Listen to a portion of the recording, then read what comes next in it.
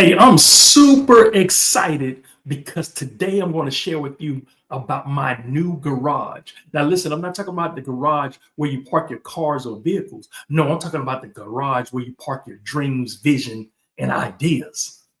Walk with me. Listen, I'm Billy Miller, the motivational minister, and they call me the motivational minister because I help people to improve their lives by teaching them life skills from the Bible. And today I'm going to be sharing with you my new thinking place of what I call a garage. Now, listen, I'm about to go into detail about what I mean by the garage. But before I do that, well, let me say this. After I share with you, I'm going to take you on a journey. And if you stay with me to the end of this video, you're going to be part of making history with me. Listen now, so if you want to take part in making history with me, watch this video to the end. Walk with me. All right, so listen, let me explain to you what I mean by my garage. First of all, before I do that, let me tell you about a literal garage. Years ago, groups used to form, like for example, rock groups used to start in a literal garage. You know, a lot of famous rock groups. I know Nirvana started in the garage. The Who started in a garage. I think even some rap groups started in a garage. And so a garage became a place of innovation. A garage became a place of ideas. And so a lot of people start developing things in a garage. So let me give you an example. Things you may not have known. YouTube, you watching me on this YouTube channel right here. YouTube was started in a garage. Google was started in a garage. The Hewitt Packard oscillator, it was started right here in the garage. Steve Jobs and the other Steve, they started the Apple PC. Guess what? It started in a garage. So garage became a place of innovation. What do I mean by innovation? Innovation is a new idea, method, or device, the introduction of something new, a lot of inventions, a lot of ideas. This is what innovation means. And a garage is that place of innovation. You know, I did a teaching, I wrote an article years ago called The Innovative Leader in His Garage. I actually did a YouTube video years ago called Where is Your Garage? Because listen, your garage doesn't have to be a literal garage. Your garage has to be that place of innovation, that place where you can dream big, that place where you come up with ideas, that place where you think. Like I said, I call it the thinking place as well. This is your garage. And for some people, it may be their favorite spot in the coffee shop. It may be along the water, on the beach, or by a lake. It may be a corner in their bedroom. It may be a home office. Where is your garage? You're going to have to decide where your garage is going to be, because you need a place where you can think. You need a place where you can dream. You need a place where you are free to explore your ideas. And years ago, I want you to go on this journey with me. Years ago, I stayed in a studio apartment, no bigger than this room that I'm in right now, with a kitchen and a bathroom. But the studio apartment was small, but big things happened. And I had this little corner, just a little corner where my desktop was. That was my garage. Just a little corner, no bigger than where I'm sitting right now looking into this computer. That was my garage. And that was the place where I was single. I was living by myself in that studio apartment. And I said, this little area right here is where I'm going to dream big. And guess what? Lives got saved in that studio apartment. People rededicated their lives in that studio apartment. Manifestations of healing manifested right there in that apartment. I even wrote for a local newspaper. All of that was birthed right there in that little corner in that apartment. Why? Because I created an area that I called my garage. I remember my mentor had bought a house. He had bought a big old house. This was my first inspiration. This was my, I'm on my tongue. This was my first inspiration to trust God for a house. I'm sitting there walking in this house, looking at it, looking at the walls, looking at them building. I said, I want to trust God for a house. So I found a house in that same development called the Oleander. It was smaller. You know, I had to go on my faith level. You know, his house was big and huge. I said, but I found one that was on my faith level. And I took a floor plan of it and I put it on the wall in that studio apartment. As a matter of fact, let me show it to you. Let's see. This is the actual picture right here. It was called the Oleander. And it was a house, I think, had like 3 bedrooms. It had a bonus room above the garage.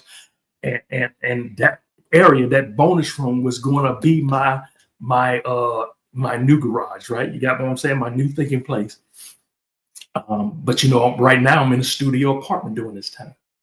Notice right there, if you look right below the picture of the house, see the image of the house? Look right below it. That's why I hand wrote the scripture, Psalms 112, verse 3, which says, wealth and riches will be in my house. Listen, if you get mad at that scripture, don't get mad at me, get mad at God, because I just wrote a scripture there. And in that scripture, he was describing a righteous person, a blessed person. And he says, wealth and riches will be in his house. That means there was wealth, there's riches, and there's a house. But I put that scripture there for the house purpose because I was trusting God for this house. Why am I sharing this with you? Because this was my place of innovation, right? And so when I left, eventually I moved from that house and moved into a 2-bedroom townhome. Still don't have the house yet, right? But I took this picture off that wall in the studio, put it on the wall in that townhome. Still don't have the house yet, but I'm getting closer, right? And so I put that on the wall. And when I came into that room, in that studio apartment, not in the studio apartment, in the townhome, I put that picture on that same picture on that wall. And I eventually tore that picture down because I eventually got the house. Well, actually, that house went out of, the company went out of business. So I actually went out of getting the house that's better than that. Hey, if you know, you know. But I want to put my focus on this second garage that I had, which was half of a bedroom. Now, if you look at some of my past videos, most of those videos were shot in that half a bedroom, half garage. And I'm saying that specific for a reason. I'm going somewhere. Now, it was a bed in there. It wasn't used, but it was a bed in there, a dresser in there, and I had the futon in there. I had to angle the camera so you couldn't see all of that because this was my area. This was my garage. So it was half a bedroom. So I could only use half of it. But I want to get you to this point right here. When I moved in there, when it was empty, I was with my daughter and a couple of my friends. And the only thing was in there was that picture of that house on the wall. And this is what I said. I said, a lot of things are going to be birthed right in here. This is my new thinking place.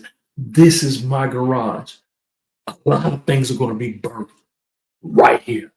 I said that. That was a memorial moment. That's a moment that went down in history.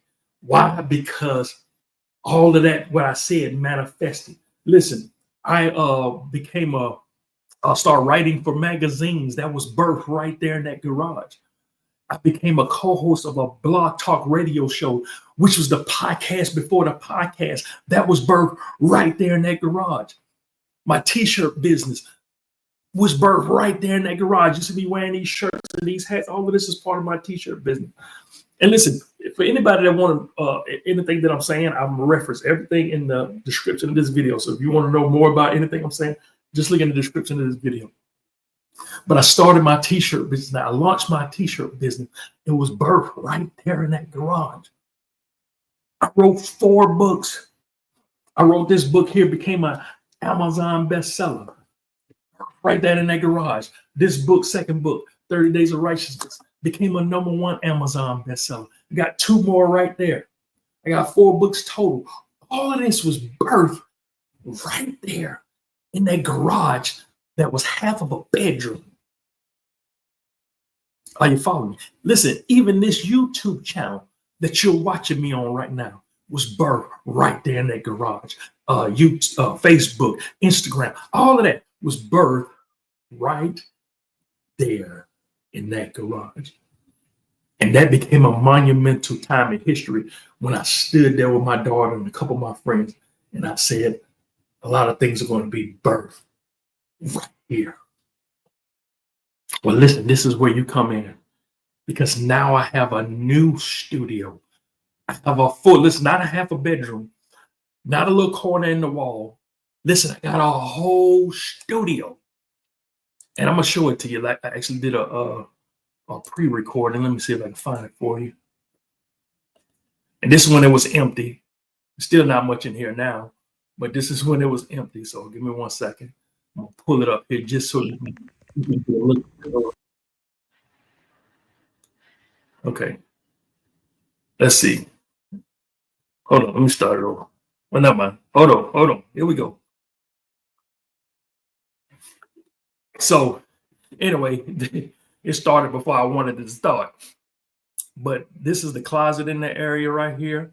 That's where I'm going to put all of my books. Actually, they're already in there. It looked like it might be small, not enough to fit, but actually those books stacked up right good in there. Even my envelopes that I ship my books off. You see those envelopes there? All of that's in that corner. That's my computer chair over there on the right, which I'm sitting in now. I got a nice little ocean view right there. I'm in a private location. Listen, I got a full studio. A full studio. Hold on, let me start it over again. That's my computer chair. Okay, hold on. So that's my computer chair. And then that's the space. I just want you to get a good look at that, because I want to take you on this journey with me. Because just like I told my daughter and my friend, and I said a lot of things going to be birthed right in here. Right now, we're in this new studio. We're in this new area. We're in this new part. And I want you to be a part of this. Listen to me. A lot of things. Are you with me? Are you ready to make history with me? Listen to me. A lot of things are going to be birthed right in here. I'll say that again. A lot of things, a lot of new ideas, a lot that's coming. It's going to be birthed right in here. And you're going to be a part of it because you're here. Listen to me. If I did all of that, what I just told you, wrote books, launched a t-shirt business, co-host of a blog talk radio show, wrote for magazines, Amazon best-selling books, YouTube channel. If I did all of that in half of a garage and half of a bedroom, imagine what I'm going to do in a brand new studio. Or not share with nothing. Now I got a whole studio. And guess what? You are part of this. Because guess what? Years later, when all this manifests, what I'm talking about, I'm going to reference this point right here. And you're going to be able to say, I was here. I witnessed this. As a matter of fact, if you're still here, that means you were one of the ones that's part of me and making history right now. This memorial moment. I want you to write, I was here in the comment section. Just write that in the comment section. Write, I was here. And that'll let me know. That way, years later, when I say, hey, man, I said this years ago, that a lot of things was going to be birthed out of here. And you're going to say, I was there. And you're going to be in the comment section. Listen, it was an intimate moment with my daughter and a couple of my friends. It was an intimate moment when me and my wife blessed this studio. But I wanted you to be a part of this. And listen, everything is new. So, I gotta, I know it's like background is like real white. I said, I gotta get some kind of decoration, maybe some bookshelves or something. But because I'm still consistent with my video, I said, I gotta still put a video out there. So right now it's looking kind of plain. I just put my standing desk right here and put my books on there. All of this is just to cover up that because it was just solid white. It just looked so plain. I was trying to. But give me some ideas of what you think should go in the background. Give me some ideas of how you think I should design this joint. But I got my desk here in front of me. I got my chair. This is where you can't see it, but it's a nice chair, man. It's a big chair. Oh, I love this chair. It's comfortable. It's huge. It's got a recliner on it. So, I just got to, get a couple more ideas of things to put in here that maybe some better lighting and all of this. But I want you to be a part of me celebrating the launch of my new garage, my new thinking place. Listen, make sure you hit that like button if you haven't already. And listen, this is going to be an area where I visualize. Listen, my family knows, hey, when he's in that room, don't bother him. Listen, you have to, and I'm telling you this because you have to create a garage in your life, whether it's a whole room, whether it's just a corner of the room, whether it's your favorite spot in the coffee shop. It has to be a place of with no limitation. I don't allow any limitation here. I'm allowed to dream big. I'm allowed to think big. I leave any type of limitation outside. I'm free to dream as big as I want. And I want you to do the same. This is my area where I visualize. Let me show you this real quick before I let you go. Visualize. Here's the definition of visualize. The act or power of forming a mental image of something not present to the senses or never before wholly perceived in reality. So the first part of that scripture says the act or power of forming a mental image of something that may not be present now.